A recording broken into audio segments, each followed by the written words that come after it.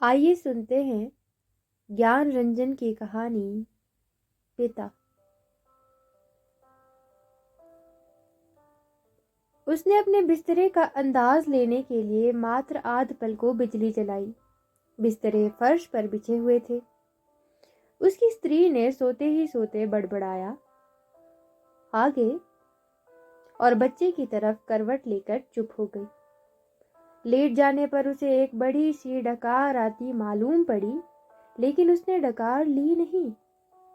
उसे लगा कि ऐसा करने से उस चुप्पी में खलल पड़ जाएगा जो चारों तरफ भरी है, और काफी रात गए ऐसा होना उचित नहीं है। अभी घनश्याम नगर के मकानों के लंबे सिलसिलों के किनारे किनारे सवारी गाड़ी धड़धड़ाती हुई गुजरी। थोड़ी देर तक एक साफ भागता हुआ शोर होता रहा। सर्दियों में जब ये गाड़ी गुजरती है तब लोग एक पहर की खासी नींद ले चुके होते हैं। गर्मियों में 11:30 का कोई विशेष मतलब नहीं होता। यूं उसके घर में सभी जल्दी सोया करते, जल्दी खाया करते और जल्दी उठा करते हैं। आज बेहद गर्मी है। रास्ते भर उसे जितने भी लोग मिले उन सब ने उससे उस गर्म और बेचैन कर देने वाले मौसम की ही बात की। कपड़ों की फजीहत हो गई, बदहवासी, चिपचिपाहट और थकान है। अभी जब सवारी गाड़ी शोर करती हुई गुजरी तो उसे ऐसा नहीं लगा कि नींद लगते लगते टूट गई हो, जैसा प्राय जाड़ों में लगा करता है, बल्कि यूं लगा कि अगर सोने की चेष्टा शुरू नहीं की गई तो सचमुच देर हो जाएगी। उसने जम्हाई ली।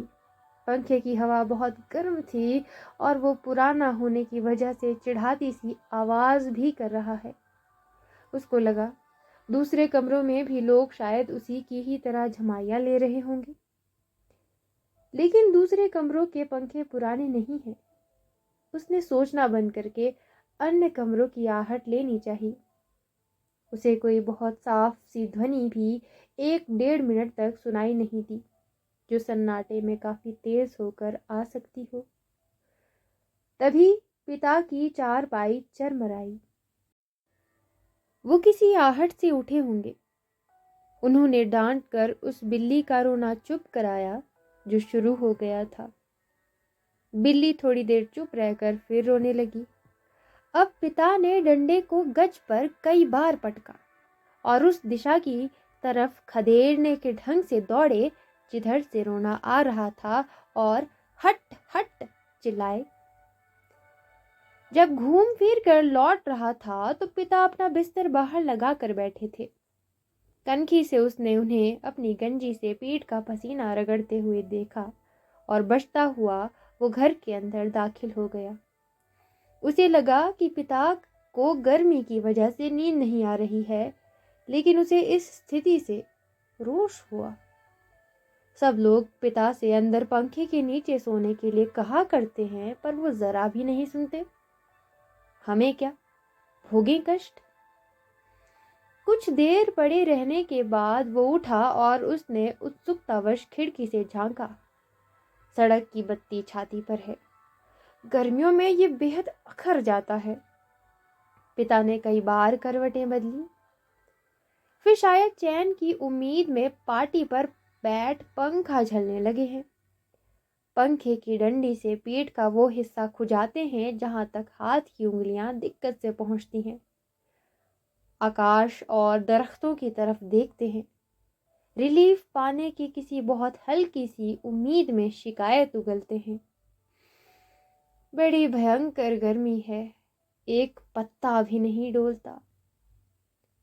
उनका ये वाक्य जो नितांत व्यर्थ है, अभी अभी बीते क्षण में डूब गया। गर्मी बरकरार है और रहेगी, क्योंकि ये जाड़े और बरसात का मौसम नहीं है। पिता उठकर घूमने लगते हैं। 1 या 2 बार घर का चक्कर चौकीदारों की तरह हो करते करते लगाते हैं, ताकि कोई सेंध वेंध ना लगा सके। लौट कर थके स्वर में हे ईश्वर कहते हुए उंगली से माथे का पसीना काट कर जमीन पर चुआने लगते हैं। बड़ा गजब है, कमरे की दीवार से टिक कर बैठ जाने पर वो काफी तनाव में सोचने लगा। अंदर कमरों में पंखों के नीचे घर के सभी दूसरे लोग आराम से पसरे हैं। इस साल जो नया पेडेस्टल खरीदा गया है वो आंगन में दादी अम्मा के लिए लगता है। बिजली का मोटर तेज चल रहा होगा। पैसे खर्च हो रहे हैं लेकिन पिता की रात कष्ट में ही है। लेकिन गजब ये नहीं है, गजब तो पिता की जिद है। वो दूसरे का आग्रह अनुरोध माने तब ना। पता नहीं क्यों पिता जीवन की अनिवार्य सुविधाओं से भी चिढ़ते हैं। वो झल्लाने लगा। चौक से आते वक्त 4 आने की जगह 3 आने और 3 आने में तैयार होने पर 2 आने में चलने वाले रिक्शे के लिए पिता घंटे घंटे खड़े रहेंगे। धीरे धीरे सबके लिए सुविधाएं जुटाते रहेंगे लेकिन खुद उसमें नहीं या कम से कम शामिल होंगे। पहले लोग उनकी काफी चिरौरी किया करते थे, अब लोग हार गए हैं। जानने लगे हैं कि पिता के आगे किसी की नहीं चलेगी। आज तक किसी ने पिता को वॉश बेसिन में मुंह हाथ धोते नहीं देखा। बाहर जाकर बगिया वाले नल पर ही कुल्ला करते हैं। दादा भाई ने अपनी पहली तनख्वाह में गुसल खाने में उत्साह के साथ एक खूबसूरत शावर लगवाया था। लेकिन पिता को अरसे से हम सब आंगन में धोती को लंगोटे की तरह बांधकर तेल चुपड़े बदन पर बाल्टी बाल्टी पानी डालते देखते आ रहे हैं। खुले में स्नान करेंगे, जनेऊ से छाती और पीठ का मैल काटेंगे। शुरू में दादा भाई ने सोचा पिता उनके द्वारा शावर लगवाने से बहुत खुश होंगे और उन्हें नई चीज का उत्साह होगा। पिता ने जब कोई उत्साह प्रकट नहीं किया तो दादा भाई मन ही मन काफी निराश हो गए। 1-2 बार उन्होंने हिम्मत करके कहा भी, आप अंदर आराम से क्यों नहीं नहाते? तब भी पिता आसानी से उसे टाल गए। लड़कों द्वारा बाजार से लाई बिस्किटें, महंगे फल पिता कुछ भी नहीं लेते। कभी लेते भी हैं तो बहुत नाक भौं सिकोड़ कर, उसके बेस्वाद होने की बात पर शुरू से ही जोर देते हुए। अपनी अमावट गजट और दाल रोटी के अलावा दूसरों के द्वारा लाई चीजों की श्रेष्ठता से वे कभी प्रभावित नहीं होते। वे अपना हाथ पांव जानते हैं और अपना अर्जन, और उसी में उन्हें संतोष है। वे पुत्र जो पिता के लिए कुल्लू का सेब मांगने और दिल्ली एम्पोरियम से बढ़िया धोतियां मंगवा कर उन्हें पहनाने का उत्साह रखते हैं, अब तेजी से पिता विरोधी होते जा रहे हैं। सुखी बच्चे भी अब गाहे बगाहे मुंह खोलते हैं और क्रोध उगल देते हैं।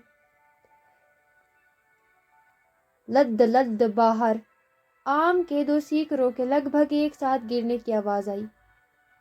वो जानता है पिता आवाज से स्थान साधने की कोशिश करेंगे। टटोलते टटोलते अंधेरे में आम खोजेंगे और खाली गमले में इकट्ठा करते जाएंगे। शायद ही रात में 1-2 आम उनके चूक जाते हैं, ढूंढने पर नहीं मिलते, जिनको सुबह पा जाने के संबंध में उन्हें रात भर संदेह होता रहेगा। दीवार से काफी देर तक इसी तरह टिके रहने की वजह से उसकी पीठ दुखने लगी थी। नीचे रीढ़ के कमर वाले हिस्से में रक्त की चेतना बहुत कम हो गई। उसने मुद्रा बदली। बाहर पिता ने फाटक खोलकर सड़क पर लड़ते चिचियाते कुत्तों को हड़काया। उसे यहाँ बहुत खीज हुई।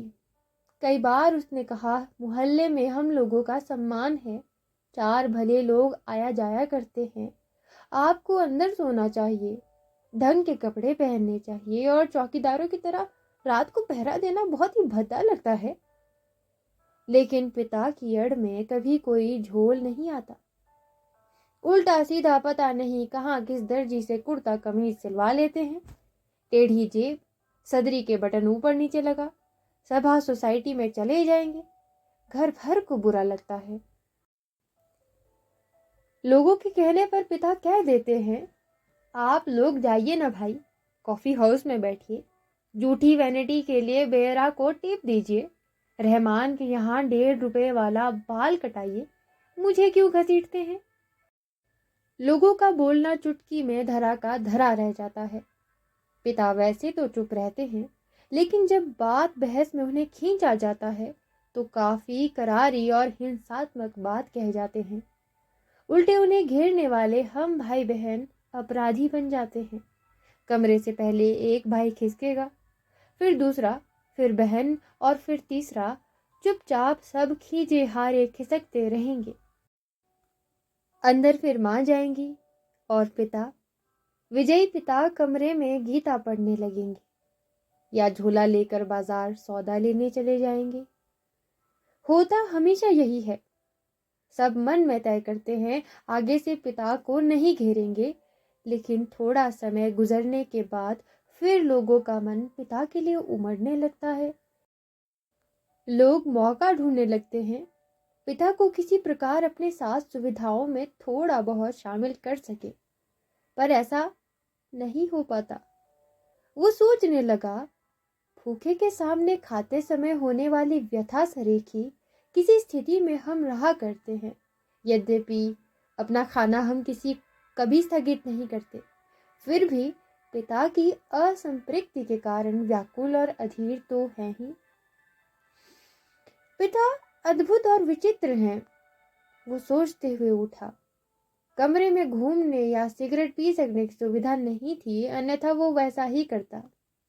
उसने सो जाने की इच्छा की और अपने को असहाय पाया। शायद नींद नहीं आ सकेगी, ये ख्याल उसे घबराने वाला लगा। पिता अद्भुत और विचित्र है, ये बात वो भूल नहीं रहा था। पिछले जाड़ों में अपने लोभ को कुचलकर बमुश्किल एक कोट का बेहतरीन कपड़ा पिता के लिए लाया था। पहले तो उसे लेने को वे तैयार नहीं हुए, लेकिन माँ के काफी घुड़कने फुड़कने से राजी हो गए और उसी कुलदबाद के किसी लपटू दर्जी के यहाँ सिलाने चल दिए। सुधीर ने कहा, कपड़ा कीमती है, चलिए एक अच्छी जगह आपका नाप दिलवा दूं, वो ठीक सिएगा, मेरा परिचित भी है। इस बात पर पिता ने काफी हिकारत उगली। वो चिढ़ उठे, मैं सबको जानता हूं, वही म्युनिसिपल मार्केट के छोटे मोटे दर्जियों से काम कराते और अपना लेबल लगा लेते हैं।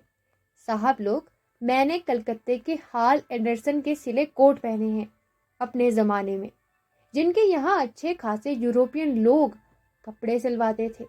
ये फैशन वैशन जिसके आगे आप लोग चक्कर लगाया करते हैं, उसके आगे पांव की धूल है। मुझे व्यर्थ पैसा नहीं खर्च करना है। कितना परस्पर विरोधी तर्क दिया पिता ने।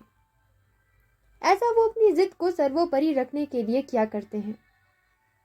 फिर सुधीर ने भी कपड़ा छोड़ दिया। जहां चाहिए वहां सिलाइए या भाड़ में झोंकाइए, हमें क्या। वो धीमे धीमे बुदबुदाया। ऐ पिता बाहर अकबका कर उठ पड़े। शायद थोड़ी देर पहले जो आम बगीचे में गिरा था, उसकी आवाज जैसे अब सुनाई पड़ी हो। वो खिड़की के बाहर देखने लगा, किंचित टिका टिका सा। पीठ के पसीने से बनियान चिपक गई थी, बेहद घुटती हुई गर्मी। उसका मन मथा जाता था। बीवी बड़ी आराम से सो रही है, इसे कुछ पता नहीं। शायद पिता की खाट खाली थी, वो गिरा आम टटोलने के लिए बगिया में घुसे होंगे। पिता कितने विचित्र हैं। लंबे समय से वो अकेले 2 ही ग्रंथ पढ़ते आ रहे हैं, यंत्रवत, नियमवत, रामायण और गीता। लंबे 35 वर्षों तक अखंड केवल रामायण और गीता। पहले युवा काल में जो कुछ जितना कुछ पढ़ा हो उन्होंने, उसे कभी भयावह, कभी सम्मानजनक और कभी झूठ लगता। ये देख सोचकर कि कोई व्यक्ति केवल 2 पुस्तकों में जिंदगी के 35 वर्ष काट सकता है और कैसे काट लेता है। तभी उसका बच्चा कुनमुनाकर रोने लगा। उसने तपाक से खिड़की छोड़ी और बिस्तरे पर झूठ मूठ सो गया। ऐसा न हो कि देवा बच्चे के रोने से उठ पड़े और उसे संदिग्ध अवस्था में देखकर बहुत बेकार से प्रश्नों का हलकान करना शुरू कर दे। देवा बच्चे के मुंह में स्तनदे पहले से ही बेखबर हो गई। वो खुद बिस्तरे पर सोता मालूम पड़कर भी जागता रहा। स्तन चूसने की चप चप आवाज आती रही और थोड़ी देर बाद बंद हो गई। उसने तय किया कि वो देवा के बारे में कुछ सोचे अथवा उसके शरीर को छूता रहे। उसने देवा के कूल्हे पर हाथ रख दिया, लेकिन उसे तनिक भी उत्तेजना अपने अंदर महसूस नहीं हुई। उसने थोड़ी देर उत्तेजना की प्रतीक्षा की। अपनी इस हरकत से ऊब होने लगी और मन लांछित करने लगा। बाहर पिता सो या जाग रहे हैं, जैसा भी हो वो बड़े जबरदस्त हैं। इस समय बाहर रहकर बाहरी होते जा रहे हैं। घर के अंदरूनी हिस्से में लोग आराम से कम आराम में किसी तरह तो सो तो गए होंगे। वो विषादग्रस्त हुआ। अनुभव करने लगा, हमारे समाज में बूढ़े बड़े लोग बहू और बेटियों के निजी जीवन को स्वच्छंद रहने देने के लिए अपना अधिकांश समय बाहर व्यतीत किया करते हैं। क्या पिता ने भी वैसा करना तो शुरू नहीं कर दिया है? उसे पिता के बूढ़ेपन का ख्याल आने पर सिहरन हुई। फिर उसने दृढ़ता से सोचा, पिता अभी बूढ़े नहीं हुए हैं। उन्हें प्रतिक्षण हमारे साथ साथ जीवित रहना चाहिए। भरसक पुरानी जीवन व्यवस्था कितनी कठोर थी। उसके मस्तिष्क में एक खिंचाव आ गया। विषाद सर्वोपरि था। उसे आंखों में हल्का जल लगने लगा। अगर कोई शीत युद्ध ना होता पिता और पुत्र के बीच, तो वो उन्हें जबरन खींच के नीचे लाकर सुला देता। लेकिन उसे लगा कि उसका युवापन एक प्रतिष्ठा की जिद कहीं चुराए बैठा है। वो इस प्रतिष्ठा के आगे कभी बहुत मजबूर, कभी कमजोर हो जाता है और उसे भुगत भी रहा है। दरअसल उसका जी अक्सर चिल्ला उठने को हुआ है, पिता तुम हमारा निषेध करते हो। तुम ढोंगी हो, अहंकारी, वज्र अहंकारी। लेकिन वो कभी चिल्लाया नहीं। उसका चिल्ला सकना मुमकिन भी नहीं था।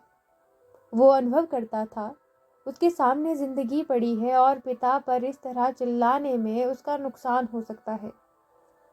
उसको लगा कि पिता लगातार विजयी हैं, कठोर हैं तो क्या, उन्होंने पुत्रों के सामने अपने को कभी पसारा नहीं। लगता है दीवारों पर भी पसीना चूचूहा आया है। खुद को छुरा भोंक देने या दीवार पर सिर पटकने या सोती बीवी के साथ पार्श्विक हो जाने का ढोंग सोचने के बाद भी गर्मी की बेचैनी कटी नहीं। उसने ईश्वर को बुदबुदाना चाहा, लेकिन वैसा नहीं किया। केवल हल्के हल्के पंजों से सिर के बालों को दबोच कर वो रह गया। मौसम की गर्मी से कहीं अधिक प्रबल पिता है। उसके सामने एक घटना मजबूती से टंग गई। उसने घटना को मन में दोहराया। वायुसेना में नौकरी करने वाला उसका कप्तान भाई बहन के यूनिवर्सिटी के खर्चे के लिए 10 वर्ष तक 50 रुपए भेजता रहा था। एक बार अकस्मात कप्तान भाई होली अवकाश मनाने घर आ गया। पिता ने उसके हाथ में उसके नाम की 1200 रुपए वाली एक पासबुक थमा दी। सबको ये बड़ा आकस्मिक लगा।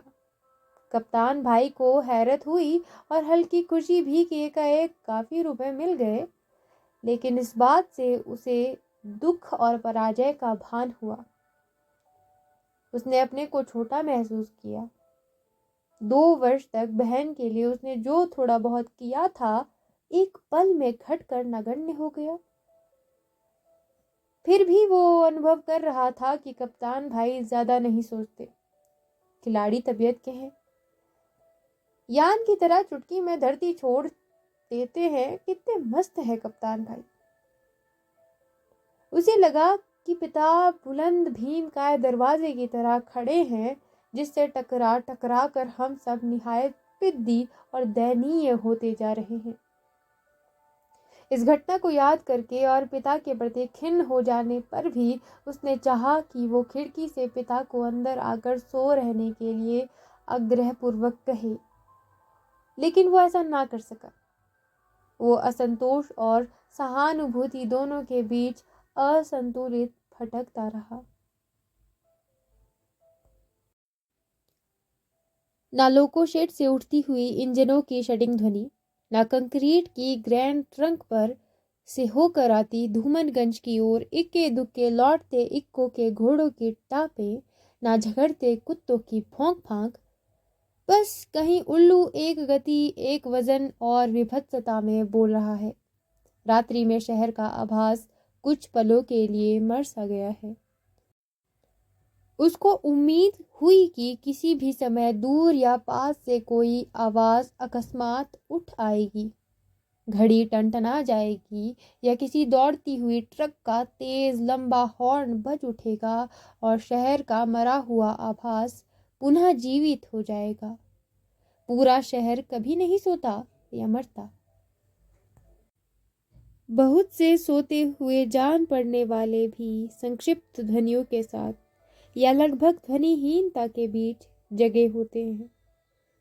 रात काफी बीत चुकी है और इस समय ये सब सोचना सिवाय सोने के कितना निरर्थक है। शायद पिता औंध गए होंगे।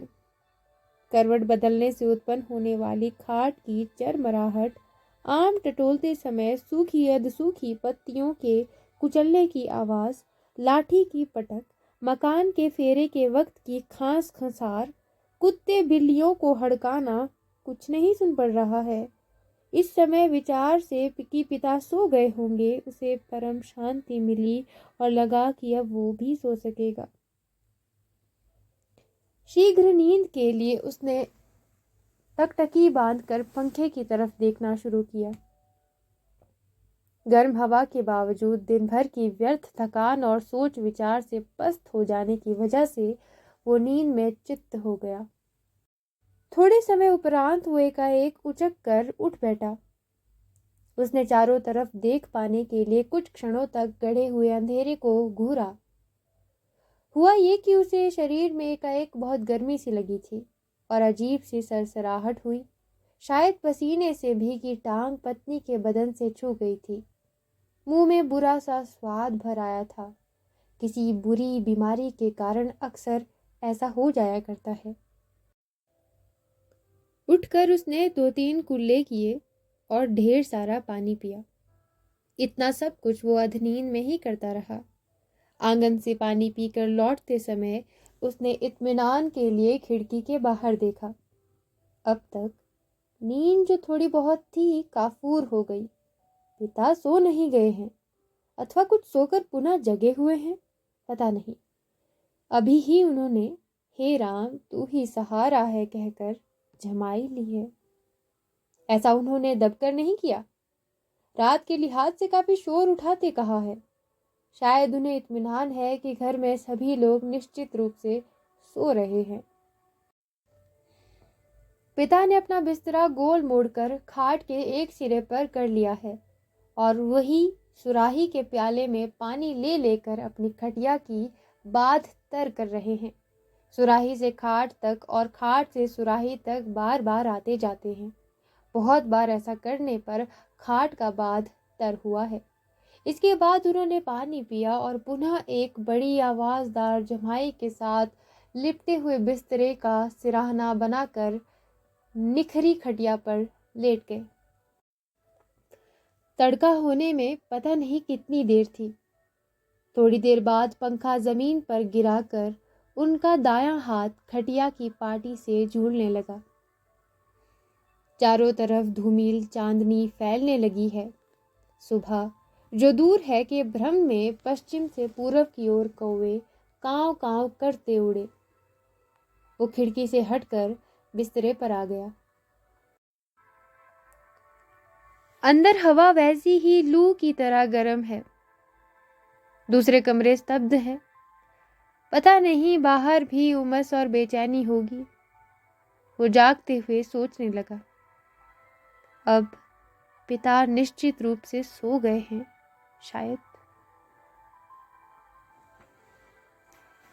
ये थी ज्ञान रंजन की कहानी पिता। पिता बहुत विचित्र जीव हैं वाकई।